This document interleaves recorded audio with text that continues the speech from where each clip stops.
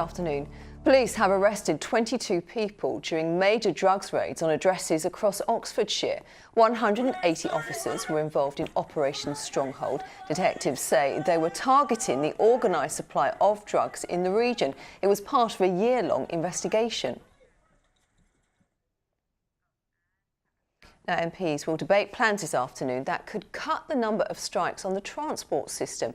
It follows months of industrial action on Southern Rail. The proposals would see any threatened walkout on rail, bus, air and emergency services having to be ruled appropriate by a High Court judge before going ahead.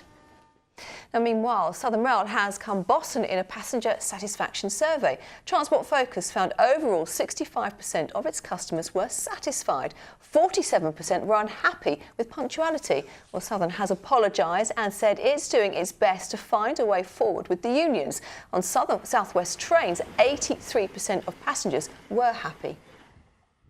The government needs to obviously be aware that passengers at the moment are feeling very frustrated, particularly commuters, and they need to work with operators and Network Rail to ensure that the punctual, reliable railway that we as passengers deserve is being delivered.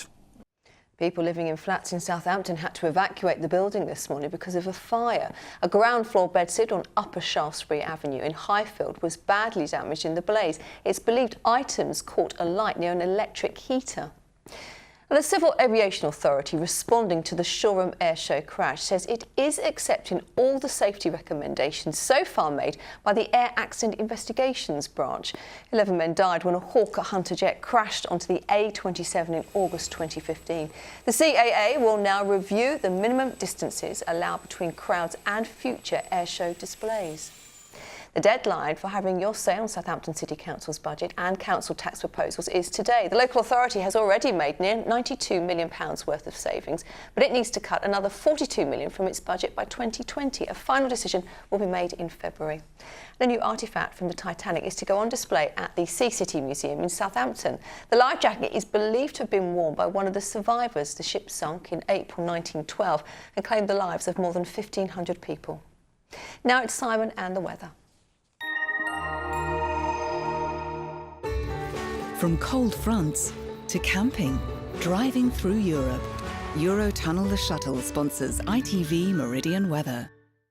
Well, you've probably noticed it's not a warm day. There is some blue sky around, and in the best of the brightness, we're looking at lows of around 5, 6, 7 degrees. But where that fog is lingering in some places, temperatures struggling above 1, 2 degrees. But at least the winds are light, although that, of course, works against us come this evening. The fog quickly reforming as we head towards darkness, and that means another tricky rush hour tonight. Very poor visibility with some dense patches once again, plus the added bonus of the frost developing too. Fairly widely, temperatures down to around freezing or below, so watch out for slippery surfaces first thing. The mist and fog will lift into low cloud as we head into the afternoon, but it will stay cold. Eurotunnel the Shuttle sponsors ITV Meridian weather. Well, if you're free at 6 o'clock this evening, do join Sangeeta and Andrew. They'll be here with more of the day's news for you. Until then, from the Lunchtime team, bye-bye.